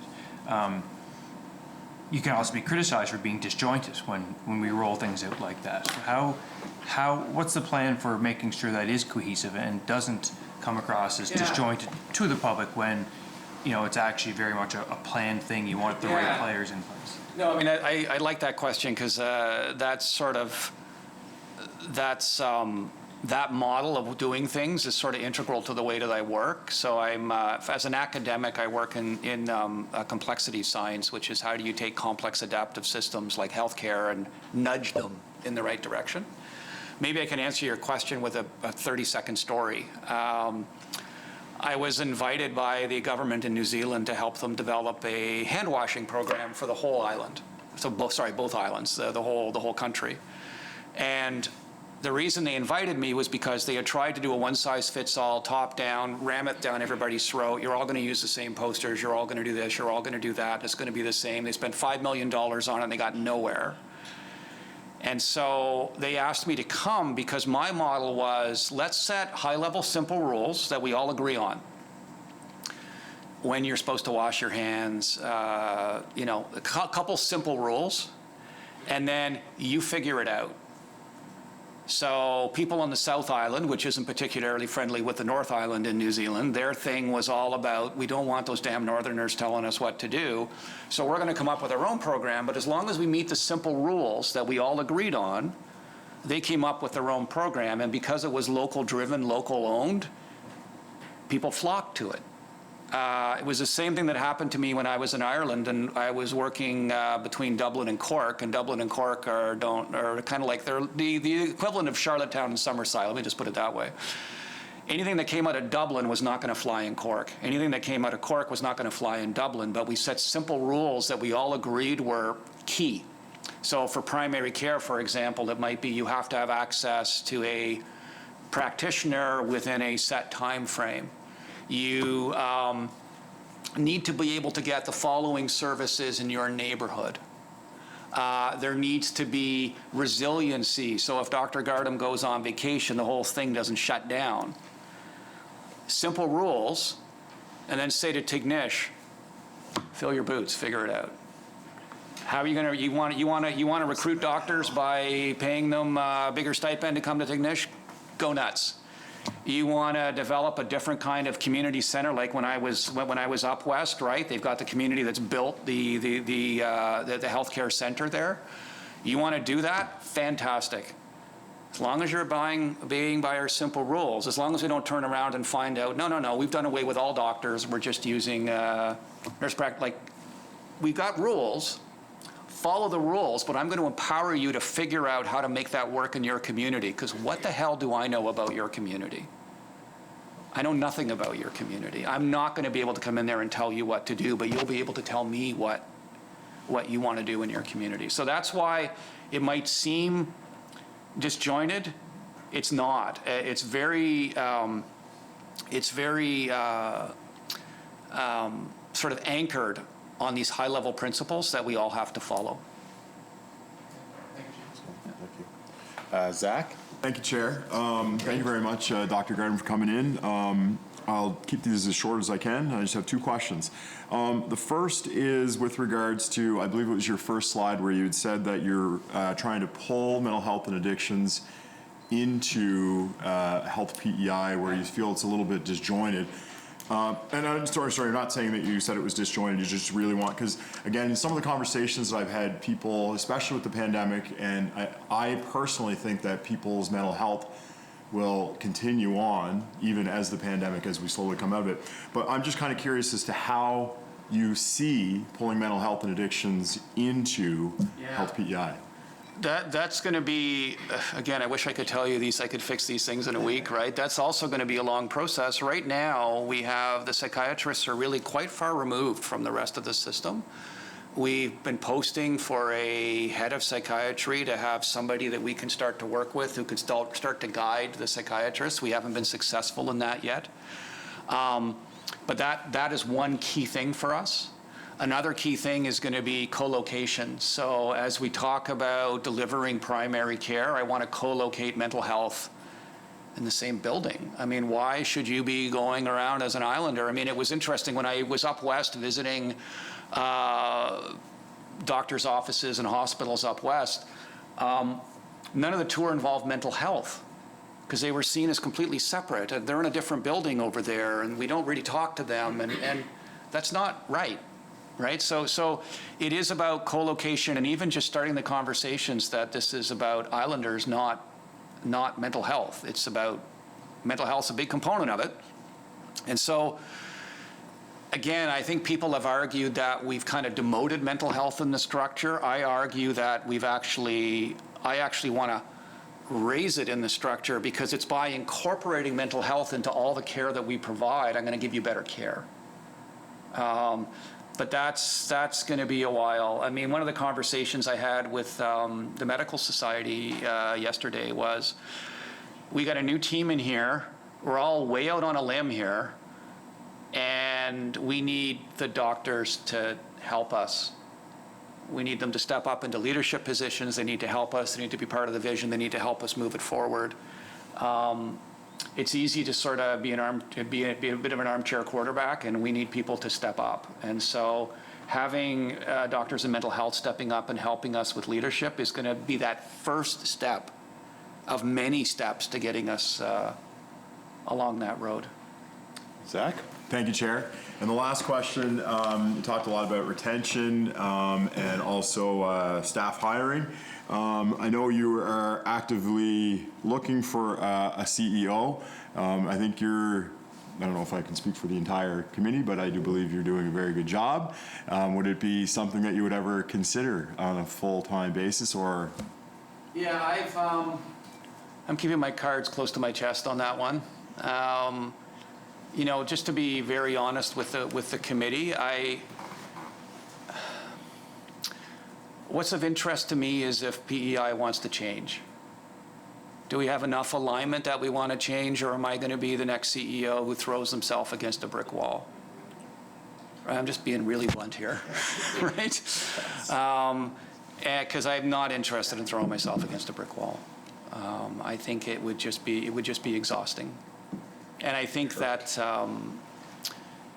you know, my sense is there's a willingness for change, but as one of you said earlier, as we start to go down this road, like, it's going to get real, and some people are not going to be happy, and there's going to be people upset, and not because I'm taking away their community hospitals. I feel I have to keep saying that, but because it's just not the way we've done things before. And will we chicken out at that point? Are we going to push through, or do we have an end? Can we see what a future looks like, and are we willing to get there or not? These are the things that I'm honestly asking myself probably 20 times a day. Because the early days are not easy. Just a follow-up. Sure. That being said, how is the search going? Yeah, I'm not involved in it at all. That's the board is involved in that, so I'm out of that process. Great, thanks, Zach. Michelle? Thank you. So I'll go quick. In the media not too long ago, the nurses union spoke about not having genuine when they were at the table. The things that they had put forward was not considered. One of the things that they had put forward was, knowing that we have so many vacancies, putting those 160 shifts out for time and a half prior to that 48-hour minimum requirement, and it's a minimum requirement in the collective agreement. There's nothing saying we can't put them out there beforehand. So why was that not something that was looked at as a solution for nurses so that they can plan accordingly and take on those and fill them? They're not vacations, their vacancies. Great question. I sort of laughed when I heard their statement in the media because I thought, gee, I was in a different meeting. We actually did agree to that. So we have done that. That 48 hours thing was something that was in the collective agreement that didn't make a lot of sense to me. So we actually did do that. We actually agreed to most of what the nurses union said. Yeah, it's just, you know, the way of the world. Okay, I guess it comes down to communication, maybe, and. Yeah, well, I think the bigger issue is, and I mean, I think the one area where we agreed to disagree was on, if I pay a premium for everybody to work in the emergency department, let's say at Prince County Hospital, right, to try to fill those shifts, we're also short of staff at QEH.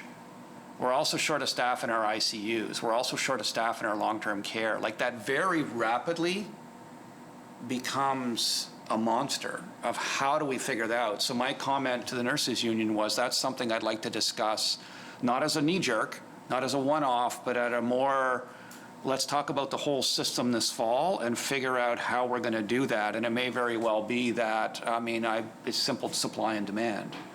It may be that we need to potentially pay people more, but we also need to respect the fact that people are burned out from the pandemic and their vacations have been denied, et cetera, et cetera. So I worried that just throwing money at it was actually going to be a much bigger problem down the road. So that thing of opening up those shifts for longer than 48 hours was a part of an approach to that, but it was never meant to be the end of that. It just needed to be a broader conversation. I just felt we were going to steal from every other program all over the island, and then we'd create a whole new mess. Michelle? Which is fair, thanks, Chair, which is fair, but however, when we've backed ourselves into a corner because we haven't addressed issues, that often means that we are in a place where financially, we do have to throw things at it and throw money at it in order to do a short-term fix while we're actually developing that long-term plan is how we're actually going to address it for something that's sustainable. And unfortunately, that's where we are right now. I'd like to talk about the ER at the QEH. So Dr. Jane was on Compass earlier. He was there last week that said that expect significant wait time increases. We will take care of the emergencies, but those folks that are going there that may not be emergencies expect significant wait times. Does that mean that we're looking at bed closures in the ER because of lack of staffing? And No, what's not that I know significant? of. The way PCH and QEH deal with their nursing shortage is a little bit different. QEH keeps things running, but they don't have as many nurses, so everything slows down. PCH was more on the side of we have to close. So no, to my knowledge, there aren't bed closures going on there. I think the other thing that we recently got a new patient flow manager who's a systems engineer who's like, the other thing about Health PEI is we're kind of data starved. So we don't really have a lot of information coming in on a regular basis. But one of the things we're starting to get now is realizing that one of the reasons we had a hard time this spring with long wait times and the emerge being overwhelmed, when we looked at the patient acuity, the patients were much sicker than what we would normally see. And it's likely because people held off because of the pandemic, which is what we've seen in other parts of Canada as well, that the people coming to the emerge right now are much further along than they normally would have been. It's really unfortunate because even in Toronto, one of the safest places to be was in the emergency room because everybody had PPE and we were all doing the right thing, but the public, in Toronto, I could understand it because it was a post-SARS thing where people were afraid of catching it in the hospital, but it really wasn't a hospital-caught disease, COVID-19. It was really long-term care and community. So that's just to say that it's one of the reasons why we had a hard time. But no, to go back to your original question, I don't think that I haven't heard that we're closing beds there. Michelle? Thanks. And one last question. You've mentioned vision a lot. And I'm wondering if that vision is a plan that's written down that has been communicated out to employees of Health PEI and how they actually are part of that vision and what roles they will play in that. Yeah, and they have a huge role to play in it. And I'll push that as far as I can push it, right, in terms of the limits of what I am able and how I'm able to communicate. So I have been emailing all staff at Health PEI on a regular basis, getting some pretty, I guess, surprising feedback that it doesn't sound like people did that before. But, you know, it's hearing them and not just shutting them down. So the groups that tend to be coming forward first are the doctors. We have an extraordinary amount of privilege in healthcare, so as physicians, you can pretty much say anything and still get away with it, so we feel a lot safer than other professions. So the doctors are coming forward first, and some of them are coming forward in a great way where we can work with them, and others are just yelling and screaming, which doesn't help. But I'm encouraging people to come forward and give me their ideas. And again, if you hear those stories that I told about some of the consulting work I've done, that's the way I work, is to engage people on the front line. It'll just, again, it's gonna, like, we're talking moving the direction of a battleship with a rowboat here. It's gonna take quite a while to change that culture, but I tell people, I hope we can look back 5 years from now and say Health PEI is not the same organization. But if you look at the literature, that's how long it takes to do some of these things. But I want to hear from people. Like, I'm not going to go into the hospital in Surrey and tell them what to do with respect to their local issues, because how the hell would I know? Again, I can give them high-level guidance on what we need to achieve, but how we get there, it's like, you know, I need to tell you that you need to drive to Summerside, but I'm not going to tell you what roads to take. You need to figure out how you're going to get there, and I'll help support you. I'll push the boulders out of the way for you, but I'm not going to be micromanaging you, telling you how to get there.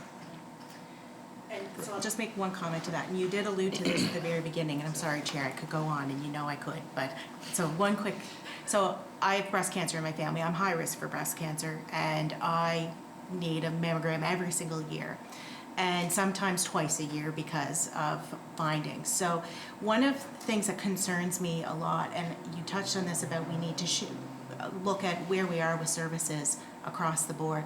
So when I call to book my mammogram, I'm told it's a 10-month wait time to get into the QEH. In the last time I booked, I was told it's 3 weeks if I wanted to go to PCH. So that's a very clear example of, if we look at sharing the resources that we have straight across this province, of how we can provide better health care to islanders. Yeah. But that was not an option that was offered to me by the person on the phone that was booking my appointment. I was only given the QEH because of my proximity to QEH. Interesting.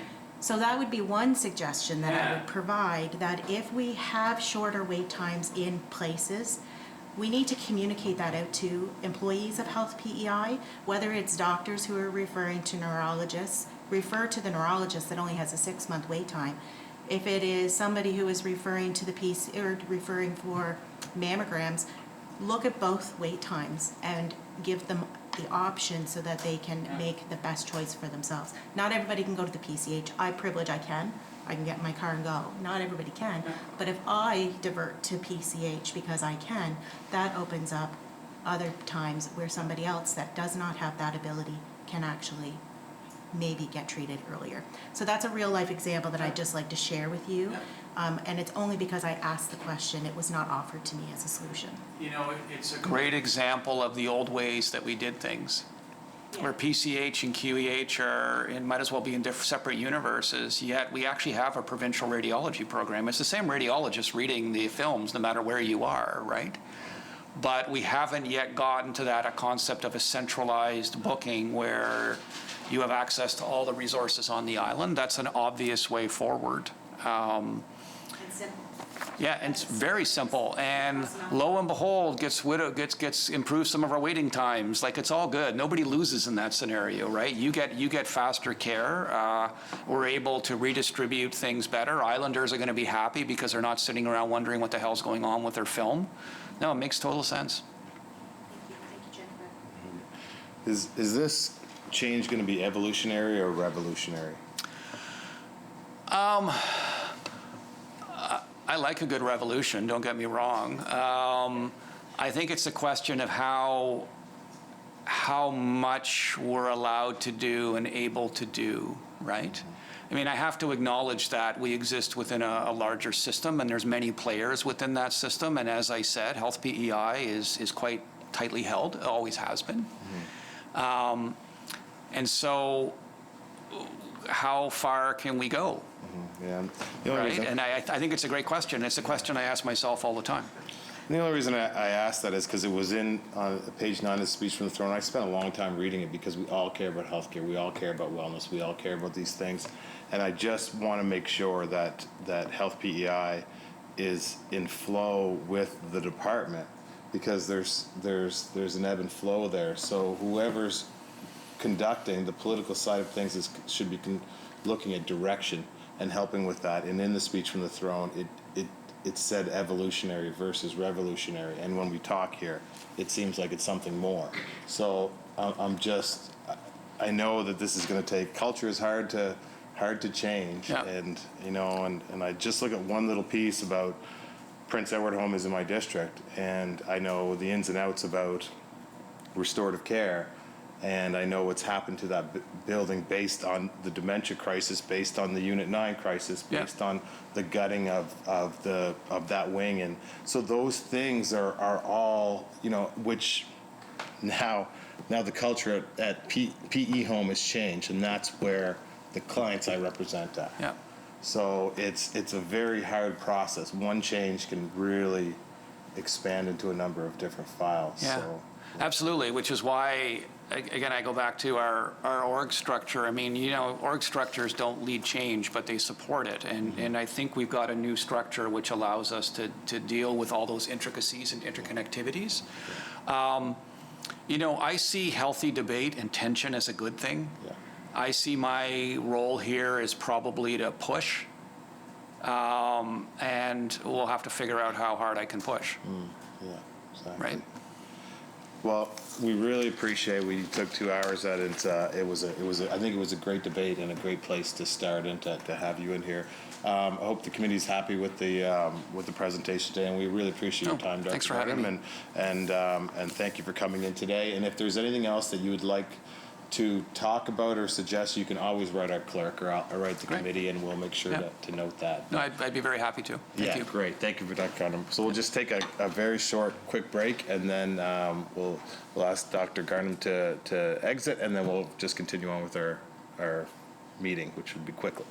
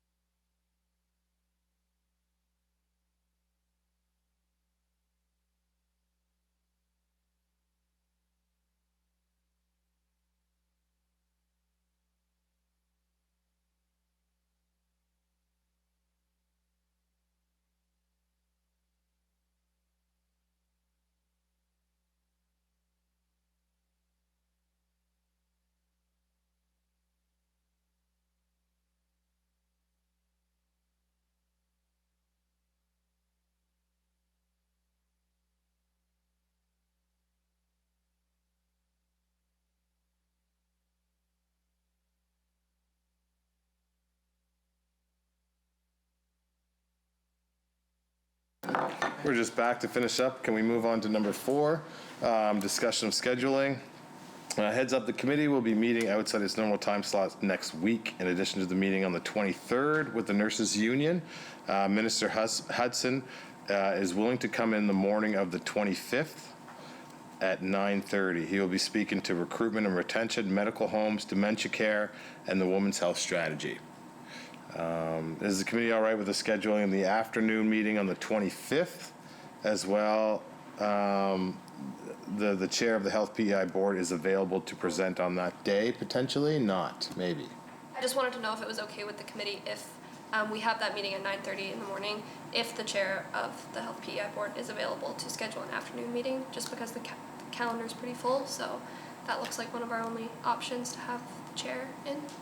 So the morning of what date, sorry? 25th. So you're saying the morning of the 25th for the board and the afternoon for the department? Opposite.